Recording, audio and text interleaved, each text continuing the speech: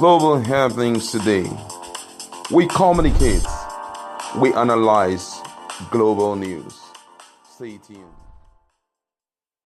Hello, beautiful people. Welcome to Global Happiness Today YouTube channel. Some weeks ago, our Mama Oru East local government area, where, or should I say, fortunately, the governor of Imo State, Governor Uzodinma, originates from, went agog over so many things. A lot of names were called. Ebubeagu was at the center of it all. While the people believe that Ebubeagu were the one who brought down their kinsmen, the people, those who attended weddings were brought down. The governor of the state actually gave a contrary report, contrary opinion, saying Ebubeagu have nothing to do with this. It's strictly DSS, and he gave his reasons. In fact, he didn't stop there. He gave quite a lot of uh, applause, accolades to himself, accolances rather to himself, insisting that he's one of the, if not the first governor who have been on seat for 3 years and never built a house the first 3 years of his tenure as an Imo State governor.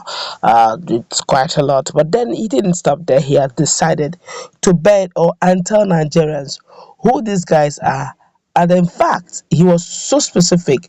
He said these are the sit-at-home enforcers, and he gave precept by precept, line by line, on how they do the operations. Let's find out if this is true. We're going to look at it critically and also look at, just maybe, don't forget that Southeast Imo State seems to be the head of affairs when it comes to the issue of sitting at home and enforcement of it. But before we go straight into the news, we'd like you to subscribe to our channel. Please kindly click on the red subscribe button. Beside it, you see bell notification icon. Please go ahead, click on it to get notified as soon as you update our channel on YouTube. Alright, let's go straight into the news of the day. Well, according to the news, Governor Uzodinma spoke about the killings that happened in Imo State a few days ago that people accused Ebubeagu of perpetrating. After the incident, the people of the community protested and called for the scrapping of Ebubeagu. In a video shared by China's television, Governor Uzodinma noted that it was the DSS and other security agencies that actually carried out the operations and not Ebubeagu, as reported in the media. He noted that the security operatives carried out the operations based on the information gotten from one of the gang members that was earlier arrested. According to him, let me quote his words. He said, on the Awomama issue, I am from Oru and Awomama is in Oru East. They say charity begins at home. So why on earth will a governor want his people killed?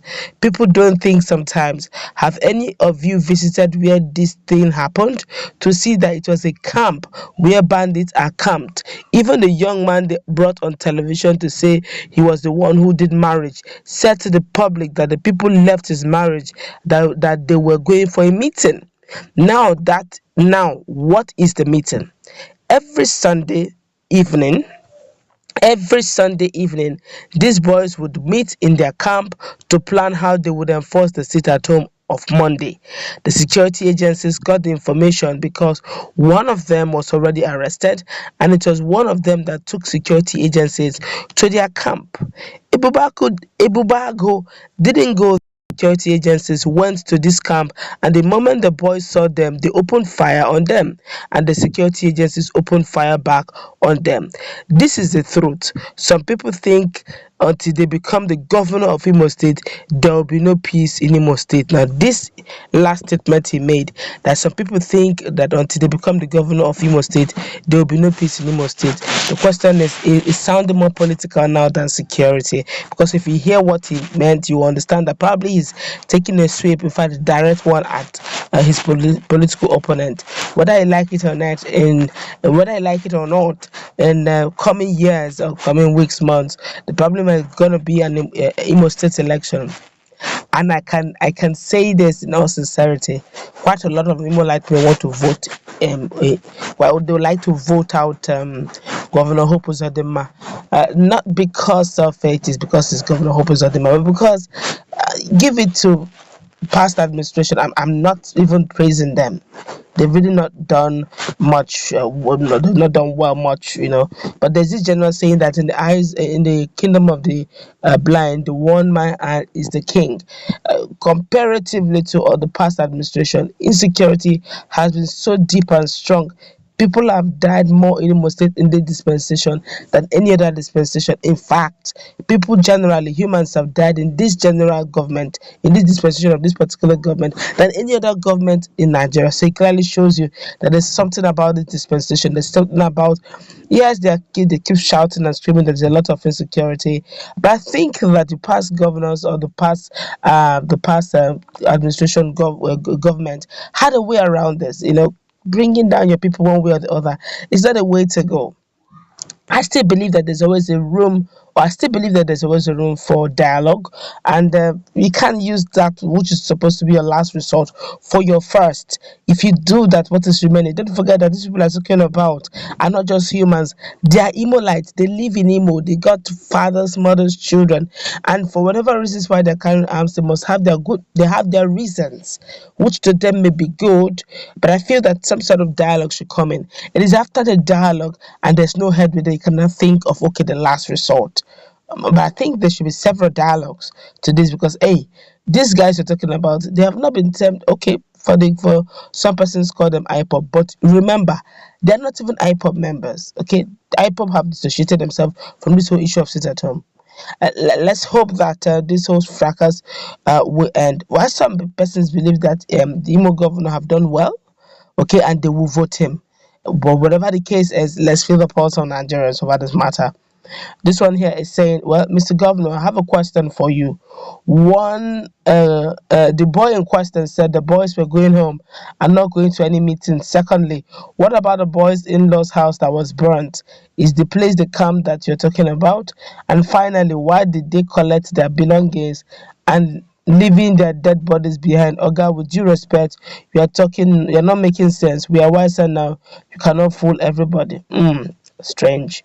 Well, let's see how it plays out. Another person is saying, no single fruit in his mouth. You can't eat your cake and have it back, deceiving yourself till on a good faithful day you will join them. Another person here says, you sound ridiculous, assuming but not conceding that that is what those youths do. What authority do you have or the DSS have to murder them extrajudicially?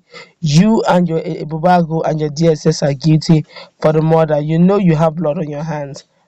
Another person here saying, just imagine an elected governor justifying extrajudicial murder of the citizens that he's supposed to protect. Uzodinma just killed those boys for the purpose best known to him, and I pray he lives to reap what he sowed. My God, a lot of people are really coming against him. Another person here saying, I don't believe you, Mr. Governor. Another person here is saying, if you don't believe him, do your worst. While politicizing everything, are you happy with what is happening in Southeast? That's another thing because sometimes what is making him probably to go through all this is because he wanted to take strong measures to see how he can, or forceful measures to see how he can stop this issue of insecurity. Another person here said this Uzodinma is trying to stop insecurity either which way. Another person here is saying, why not shift this your energy to kidnappers and real bandits? Why not arrest those planning the sit at home for us to hear their confession? They are killed extrajudicially. Who will believe your story? Power is transit. What matters most is enjoyment after labor.